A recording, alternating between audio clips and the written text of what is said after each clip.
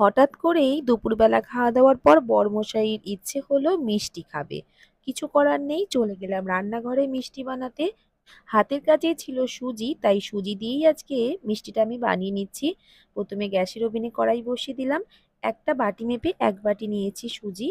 গ্যাসের আঁচটা মিডিয়াম করে সুজিটাকে একটু হালকা করে টেলে নেব। সুজি কিন্তু লালচে করে একেবারেই ভাজা যাবে না।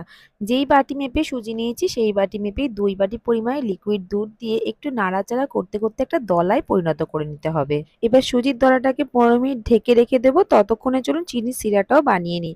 ১ বাটি চিনি আর ২ বাটি জল দিয়ে একটা চিটচিটে শিরা তৈরি করে নেব। এখানে কোনো একতার বা দুই তারের শিরা কিন্তু একেবারেই হবে না। একটা চিটচিটে শিরা তৈরি হবে। এবার সুজির দলাটাকে ভালো করে আবারও মেখে নিয়ে গোল গোল করে একদম রসগোল্লার শেপ তৈরি করে নেব। এবার গরম গরম শিরার মধ্যে মিষ্টিগুলো দিয়ে ওই ১৫ মিনিট ফুটিয়ে নিলেই তৈরি হয়ে যাবে নরম নরম রসগোল্লা। আজকের মতন টাটা।